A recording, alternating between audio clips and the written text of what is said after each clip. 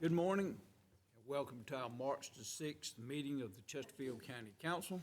It's 9 a.m., so I'll call this meeting to order. First of all, Mr. Rivers and Mr. Miller are unable to be with us today as they're recovering from some health issues. At this time, I'll open with a prayer, and then we'll have followed by the Pledge of Allegiance. Bless us, dear Lord, as we gather here today to go about the business before us. As the seasons change, we pray for a change in the hearts and the minds of people around the world and also here in our own country. I pray that you will send us in the direction in which we should go and that we will follow that path to peace and understanding. We offer a special prayer today for Mr. Rivers and Mr. Miller as they recuperate. Lord, we pray that all we do and say will be acceptable in your sight. In your name we pray. Amen. I pledge allegiance to the flag of the United States of America and to the republic for which it stands, one nation, under God, indivisible, with liberty and justice for all.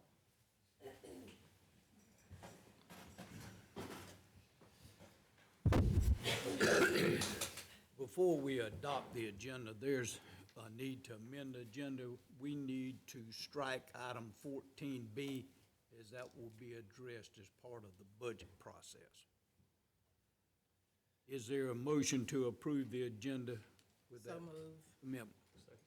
Have a motion and a second. Is there any discussion? Hearing none, all in favor signify by saying aye. Aye. Agenda is adopted. We'll move down to item 4, approval of the minutes of our February the 7th, 2024 regular meeting. If there are no corrections or deletions, I'll entertain a motion to approve the minutes of that February meeting. So moved. Have a motion and a second. Is there any discussion? Hearing none, all in favor signify by saying aye. Aye. Opposed? Minutes are approved. Item 5, I think the bonds are being passed for signatures for appointments. Mr. Thurman?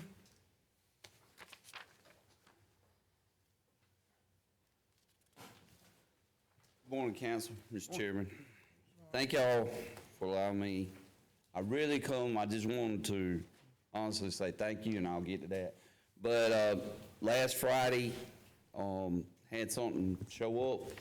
I just want to make y'all aware, there's nothing I can do about it, but I gave everybody a handout. It's a bill that's going through. I think it's in third reading. Mr. Ruffner can probably explain it better than I can. But anyway, you can see they're looking to increase the hours of early voting on us. I like how they word in there that there's no physical impact on the state. That is true, because the county will be paying for it. But I wanted to make y'all aware if they do, and I'll give you a couple of examples. The month of February, I think we worked every day. It felt like it. We had Sundays off. And we worked a couple of the Saturdays in January. So during those weeks that we were at early voting, this is less hours than what they're proposing to add on to us. We were averaging 23 hours of overtime a week. Then on the election day, that's another 18, 20-hour day. So you're looking at 46 hours of overtime for the people that work in the office. If they increase it more, y'all can see where it's going. It is going to get to be a financial burden. But I wanted to make y'all aware. Also, the other fact I wanted to make y'all aware with all this overtime, we had 5,109 people vote in the presidential primaries. And thankfully, I know they were on different days and everything, but it's the same election, okay? That is the most we've ever had. But of that 5,109, only 43 happened in those extra hours on the Saturday or the 5 to 6 o'clock range in the days. So it's just something I want to let y'all be aware of. It is something that is at the State House. You see, you got a copy of the bill in front of you. But the main thing I came for is to tell y'all thank you. I asked you in January to help me out with my poll workers. A lot of them have expressed their gratitude. They want me to pass it along to y'all. I told them I would be happy to. I thank you. I know y'all are aware, elections is a big operation. I know that sounds crazy, but by the time you find poll workers and you're in line to get all the equipment out, by the time you get all the equipment out, you lost more poll workers for sickness or emergencies or whatever. We came up both Saturdays this past time. On Friday afternoon, we would lose 4 or 5 poll workers. And you scramble around, because you got to fill these slots. It ain't like you can say, oh, we ain't got enough. This got to be done. So thank you from the bottom of my heart. I appreciate it. The poll workers appreciate it. It's a task, and I know we're a burden on the budget of the county. I know we don't have no way to recover any funds for the county, but I do appreciate what y'all do for us. Thank you. Thank you, and we appreciate the job y'all did also. Thank you very much. Okay, we'll move down to item 7, public comments. Before we ask for public comments, while we welcome all comments, public comment should be limited to 4 minutes per speaker or 20 minutes per subject. And is there anyone that wishes to address the council? Good morning. Morning. My name is Augustine Benton, and I'm here today to speak to the council on speaking truth to power. And before I begin, I want to thank Mr. Ethan Ford for taking all, even though you are working for the people in Pageant, I want to thank you publicly for considering all citizens of Chesterfield County.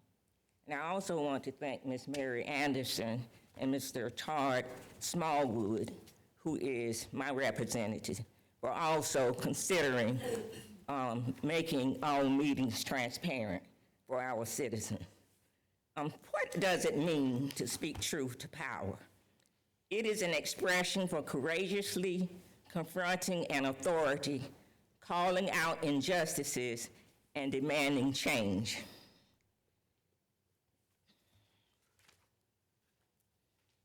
Fourscore and 7 years ago, our Father brought forth on this continent a new nation, conceived in liberty and dedicated to the proposition that all men are created equal. Now we are engaged in a great civil war, testing whether that nation or any nation so conceived and so dedicated can long endure. We are met on a great battlefield of that war. We have come to dedicate a portion of that field as a final resting place for those who here gave their lives that that nation might live. It is altogether fitting and proper that we should do this. But in a larger sense, we cannot dedicate, we cannot concentrate, we cannot hollow this ground. The brave men, living and dead, who struggle here has consecrated it far above our power to add or detract. The world will little note nor long remember what we say here, but it can never forget what they did here. It is for us, the living, rather to be dedicated here to the unfinished work which they who fought here have thus far so nobly advanced. It is rather for us to be here, dedicated to the great task remaining before us, that from these honored dead, we take increased devotion that calls for which they gave the last full measurement of devotion, that we here highly resolve that those dead shall not have died in vain, that this nation, under God, should have a new birth of freedom, and that government of the people, by the people, and for the people shall not perish from the earth. What does it mean to speak truth to power? It is an expression for courageously confronting an authority, calling out injustices, and demanding change. Why do we celebrate Black History Month, the month with the shortest number of days in the year? Why is it not included in all history? I feel, and in my opinion, American history should be inclusive. Why do we use examples of African Americans to introduce and inform of negative behaviors to the media? Example, right here in Chesterfield County, the widespread of the uses of the drug fentanyl was publicized by using the death of 2 African American individuals who lived in the African American neighborhoods, one who lived on Everett Baskin Road and one on McQueen Lane, with pictures of the road signs bearing its name and pictures of the location of the neighborhoods where the death took place on national TV. And there was an article in the newspaper as well. When according to a coroner's report, there had been 48 cases of death from fentanyl before these deaths. The Everett Baskin Road death and the McQueen Lane deaths would be number 49 and number 50. All unfortunate deaths should be announced as they happen and not wait until it's a certain race to accentuate and make known of the abundance or presence of a drug. In my opinion, if it is known and is announced for one drug case, then it should be done for all drug cases. Do it for one, do it for all. Fair is fair and truth is truth. Every day on the news, there are reports of violence, gun violence. African Americans,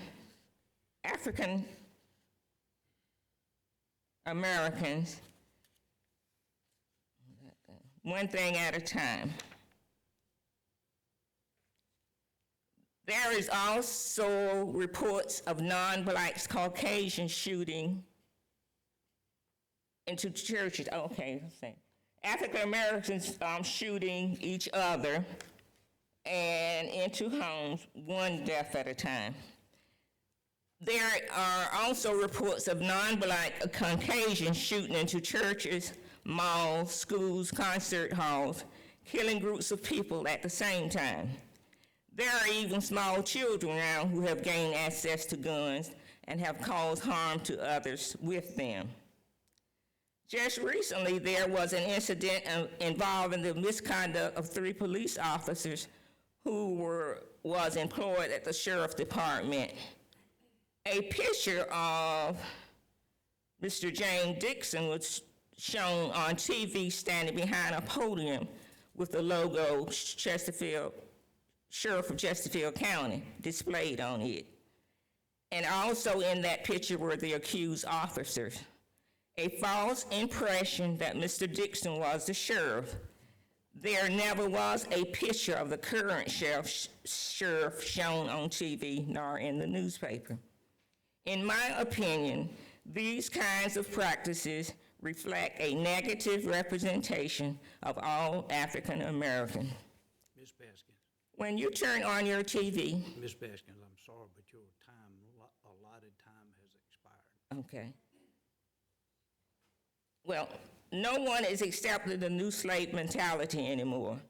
Whether you want to be transparent or not, you are transparent. And I have the mindset and the courage to stand up and pursue whatever avenue it takes to do whatever is necessary to bring justice to every predominantly African American neighborhood in this county. Because in my opinion, everyone is paying taxes and should not be neglected or overlooked.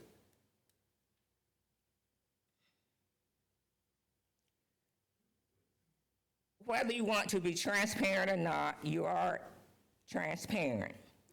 In my opinion, even if you are a minority of one, the truth is the truth.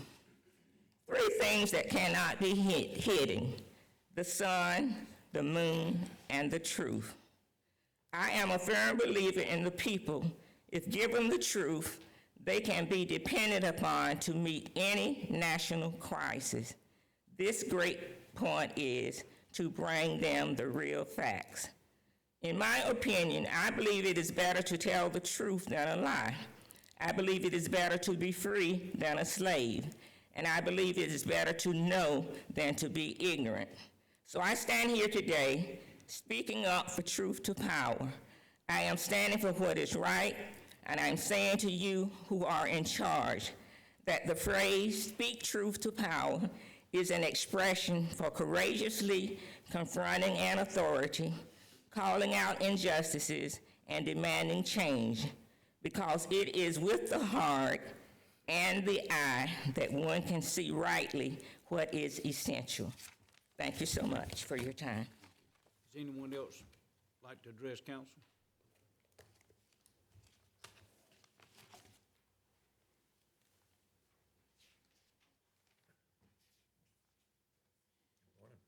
Good morning, everyone. I'm Jane Pigg from WCRE Radio and the Link newspaper.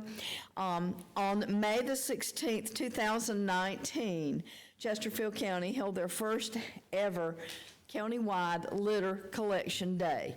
And it was a very successful day. Many of you participated, especially Chairman Butler's boots. I think that was an iconic picture there. On that day, volunteers picked up 1,001 bags of trash. That does not that was just on that day. That does not include the following days and weeks where the collection continued. DOT picked up 1,245 pounds of trash on Highway 151 from Pageland to the Darlington County line. And then we've had several continue with that. The towns of Pageland, the towns of Patrick, they've continued having an annual pickup. And then COVID came along, and that just sort of put a halt to everything that all of us did. It changed our lives. Well, now we need to have another collection, and I'm here to offer the help of WCRE and the Link. If you should decide to do this, we will give you our full support. We will do everything we can to help you promote it, organize it, whatever we need to do. And thank you for all you do. Thank you. Anyone else wish to address council? If not, we'll move down to item 8, public hearing. This is on a lease purchase ordinance for the roll-off truck and the brush cutter. Is there a motion to open the public hearing? Have a motion and a second. Is there any discussion? Hearing none, all in favor signify by saying aye. Aye. All opposed? The public hearing is now open. Is there anyone that wishes to address council on this ordinance? If no one wishes to address council, I'll assume that the same two will make the motion to second to close the public hearing. All in favor signify by saying aye. Aye. All opposed? Public hearing is now closed. So we'll move down to item 8B, standing rule ordinance, public hearing. Is there a motion to open the public hearing? So moved. Have a motion and a second. Is there any discussion? Hearing none, all in favor signify by saying aye. Aye. All opposed? Public hearing is now open. Does anyone wish to address council on this ordinance? No one wish to address council. I assume the same two will make the motion and close the public hearing. All in favor signify by saying aye. Aye. All opposed? Public hearing is now closed. We'll move down to item 9A, lease purchase ordinance of the roll-off truck and brush cutter, third reading. Is there a motion to approve the third reading? Have a motion, have a second. Is there any discussion? Hearing none, all in favor signify by saying aye. Aye. All opposed? Motion carries. We move down to item 9B, standing rules ordinance, third reading. Is there a motion to approve the third reading? So moved. Have a motion, have a second. Is there any discussion? Could we get a brief description just for the public on that, please? What, on the standing rules? Brief description, yeah, please. Our current standing rules were adopted many years ago and have been kind of piecemeal updated. What these new standing rules and actually rules of parliamentary procedure do, they are based on the model rules that were promulgated by the South Carolina Association of Counties, and it's just a modernization and update of our current standing rules. Is any further discussion? Hearing none, all in favor signify by saying aye. Aye. All opposed, motion carries. Rules have been adopted. We'll move down to item 9C, ordinance granting easement to Dominion Energy. This is a second reading. Have a motion to approve. So moved. Have a motion? Second? Second. All in favor signify by saying aye. Aye. All opposed, motion carries. We move down to item 9D. This is an ordinance granting an easement to CC&W Development Company, and this is a first reading by title only. Is there a motion to approve? Have a motion? Second. And a second. Any discussion? What is this? Mr. Ruffin or Mr. Eubanks, would you like to give a brief explanation? This is a easement from our property up at Belt Property, Lynch's River site, and giving the easement to the Laney property over, the main sewer line goes through our property. We're giving them an easement over to the Laney property. Thank you. Okay, any further discussion? Hearing none, all in favor signify by saying aye. Aye. All opposed, motion carries. Item 10, there are no standing committees. Item 11, none. We'll move down to item 12A. This is regarding the bookmobile grant. We have Ms. Kip Crest and Ms. Courtney here with us today. Hey, how are y'all? Catherine and I are here today to announce that the bookmobile that was awarded in October 2021 was delivered February 6th and will go in operation April 1st. The bookmobile was funded by the Community Development Block Grant CARES Act through the South Carolina Department of Commerce. We are excited to be able to extend the library services and resources to the low to moderate income and elderly communities throughout the county. And if y'all have any questions, please feel free to reach out to any of us. Thank you. Any question for them? If not, we thank you for bringing us that information, and we thank you for the hard work that y'all did in bringing this much-needed project to reality. Thank y'all so much. Thank you. We thank you too. The library board and the staff just wants to say thank you to all of you. We're excited about rolling out in April. And we would also like to extend an invitation. We have a grand opening on March 14th from 2 to 4, and we'd love for y'all to come out and take a little tour of the bookmobile. So thank you again. Thank y'all so much. Thank y'all. Thank y'all. Okay, we'll move down to item 12B, and this is a bid award for 2018 Caterpillar backhoe. Ms. Stanley? Yes, sir. Invitation for bids were sent out for the sale of a 2018 Caterpillar backhoe for the Public Works, and we only received one bid back, and it was from the town of Chesterfield in the amount of $67,100. And it's a recommendation of staff that the bid be awarded to the town of Chesterfield in that amount. Thank you. What was that amount? $67,100. Okay, is there a motion to accept this bid? So moved. Have a motion, have a second, any discussion? Hearing none, all in favor signify by saying aye. Aye. All opposed, motion carries. Nothing on item 13. Item 14, intergovernmental agreement, Chesterfield County and the town of Patrick. Is there a motion to approve this agreement? Yes, sir, Mr. Chairman, I'll make that motion. Council, this is just boilerplate stuff that we have done for every other town in the county. It is. It is the same agreement that is used for the other towns for which we perform codes enforcement services. And the Mayor of Patrick is here, and I'm assuming that she's good with it? Yes. Okay, so I will make that a formal motion. Okay, is there a second? Have a motion and a second. Is there any further discussion? Hearing none, all in favor signify by saying aye. Aye. All opposed, motion carries. Okay, we struck 14B. We have no board appointments. Administrator report, Mr. Eubank. I don't have any today. Wow. You hadn't worked this month? No. Okay, we'll move down to item 17. Any council member have any comments? I do. Shocker. I actually have a couple of things I'd like to talk about.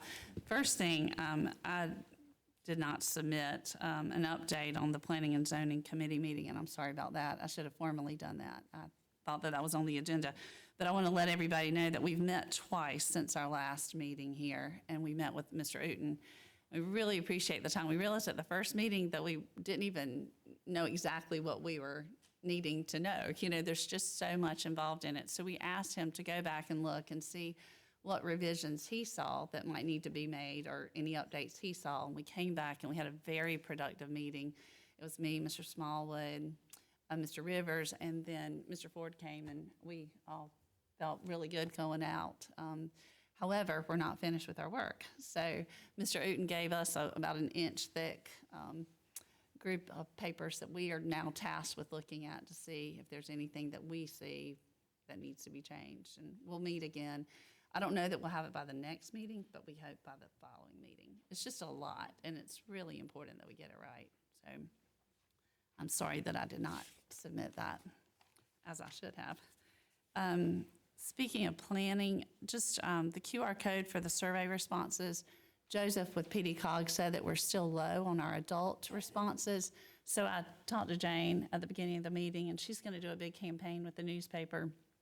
And then the coordinating council, also I'm asking them to get that QR code out. It's just so that we have as much feedback as we can in terms of what are folks happy with, what are folks not happy with, and their ideas. There's not just a QR code, there's also a website link, and Jane will have all of that.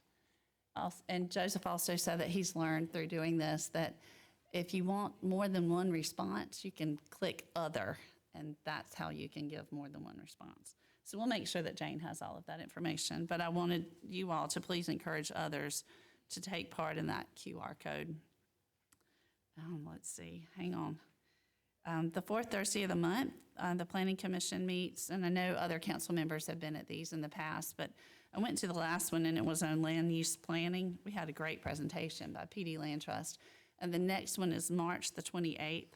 And the discussion with this one is going to be between the board and county leadership as to how our joint planning commission is going to operate once Joseph Lewis with PDCOG is kind of out of the picture.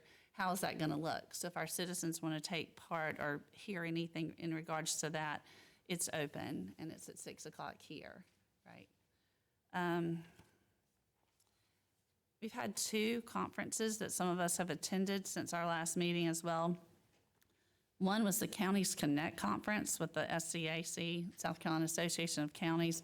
Mr. Conklin, Ms. Burns, Mr. Smallwood, Mr. Ruffner, and I attended that. We did not get a response from Senator Gustafson, but we did meet with Senator Malloy, and he emphasized how important it is that we plan. He said, you know, I'm more likely to give you money if you have good planning. He was not aware that we have the comprehensive plan, that we're working on that, and was real encouraged and said just to make sure that if we get those plans over to him, he'll do what he can to help us. We heard presentations on workforce housing, South Carolina housing tax credits, programs like SC Housing and the HEROES program, which I know Ethan's mom, Lynette, we share this as realtors. We know about these programs, but it was good for everybody to hear because right now there's a real crisis with housing, and we heard that many of our households in South Carolina are spending over 30% of their budget on housing. So if we can find ways for them to have greater access through these programs, you know, we need to be the avenue to get that information out. We also heard from Department of Commerce about how companies are looking for highest return on investment with the lowest amount of risk. And they talked about some of the energy initiatives that they're pursuing, and that was very interesting too. And then the last one was the Rural Summit, and Lisa Gainey and I represented the county at that, and that's also sponsored by Department of Commerce. And some of the high points with that is with that conference, we share and exchange ideas with other rural counties, ideas and information, our challenges, our opportunities, and we learn from each other. And we heard about independent living programs for young adults who age out of foster care programs. that's something I really hadn't thought of. And we have one right here in Darlington County, and they take references from, or referrals from other counties. So that's something that, we need to know about. Energy initiatives that are being pursued by the state. And then another program called We Shop SC, and I'll try to get that information out to you also, Jane, and social media, but it's a free e-commerce opportunity for all small businesses registered in our state. And we have like 300,000 registered. And you can it's kind of like a Yellow Pages, essentially. And they can link to your website, they can link to your phone. I mean, it's just such a great opportunity, a free opportunity for small businesses. And then the last thing is, I just wanted you all to know that a true champion of rural South Carolina, Maceo Nance, was awarded the Order of the Palmetto by Governor McMaster at the end of the conference, and that was a really special thing to be a part of, wasn't it, Lisa? Yeah. So I appreciate the opportunity to go to these things, and I just wanted to let you know kind of some of the things that we hear along the way. If anybody has any questions or want to see my notes, I have a lot of notes. You're welcome to them. We certainly thank you for those updates. Does anyone else, council, have any comments? Just wanted everybody to know this coming 2 weeks, we're having an emergency preparedness drill, 6 counties wide. It's to do with an earthquake that happens in Charleston. It's going to be total chaos, so if you hear people on radios, they're going to explain at the very end that this is an exercise. But this is statewide. It comes from Columbia all the way up to the state line. They got Mary, with all the hospitals and everything, they got all of that. If they get locked out where they can't get medical supplies, who is going to get it and stuff. So if you hear it on the scanner, there's a lot of communications are supposed to be down, but they're not really. They're going to say it's a exercise, just so people don't get scared. So if anybody asks, tell them it's just an exercise. It'll be on the 12th and 13th of February, or March, and the 16th of March, that's Saturday. That's an all-day one on the 16th. Thank you. Yes, sir. I've been debating on speaking on it, but I think it's definitely necessary. With everything going on with the unrest at the sheriff's office right now, I think that the county council, I think we should try to take an approach to support the deputies. They're in a vulnerable position right now. They don't know who to trust. They don't know who's going to have their back if something happens. And right now, we're at a crucial point where we don't know what the outcome of any of the allegations are right now. But we need to show our support to the deputies. I definitely stand behind law enforcement, and they need to know that they do have people that will stand with them and doing what's right. Thank you. Anyone else? There is a need to go into executive session. Mr. Ruffner, would you please explain? Sure. Thank you, Mr. Chairman. There are 2 items. One is under South Carolina Code Section 30-4-70, subsection A2. That is for discussions of negotiations instant to propose contractual arrangements, receipt of legal advice that would be subject to attorney-client privilege, and that is regarding the following potential locations for the detention center. The second item is under subsection A5. It is to discuss matters relating to proposed location, expansion, or provision of services encouraging location or expansion of industries or other businesses in the area served by the county. And that's regarding the Lynch's River Industrial Park, and that is concerning an infrastructure grant for that park, and also the potential sale of property at that park. And as noted on the agenda, council may take action on any or all of those items after exiting executive session. Thank you. Is there a motion to enter executive session? Have a motion? Second. And a second. Any discussion? Hearing none, all in favor signify by saying aye. Aye. All opposed, motion carries. We will take a 10-minute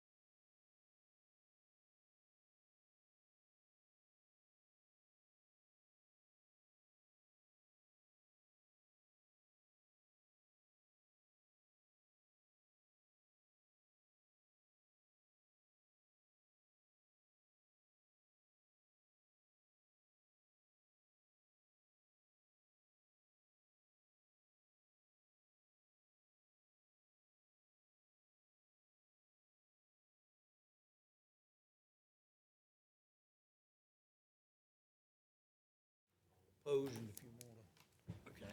see if anybody wants to come back here.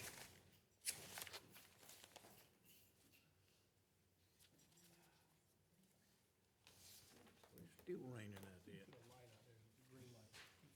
Yeah, you come in. Oh, we knew, well, I better do a little white smoke like they do with the Catholic Pope. What you need is one of them magnet locks on it. I mean, seriously. Magnet lock on that outside door.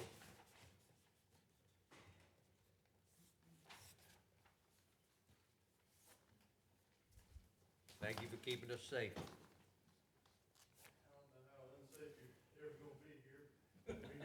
Hey, there's no telling anymore the way things are. Okay, we're back in regular session, and while we're in executive session, the motions were made and no votes were taken.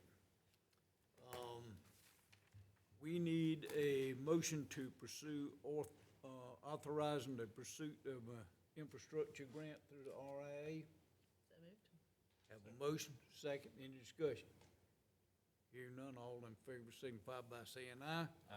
Motion passes. Okay. We need another motion. Mr.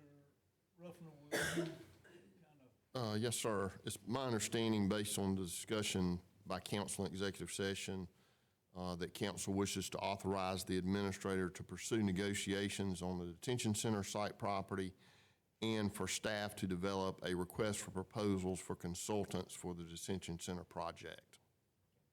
Anyone wish to make that motion? So moved. Have a motion and a second. Any discussion? Hearing none, all in favor signify by saying aye. Aye. All opposed, motion carries. Now, I need a motion to adjourn. Have a motion? Second. All in favor? Aye.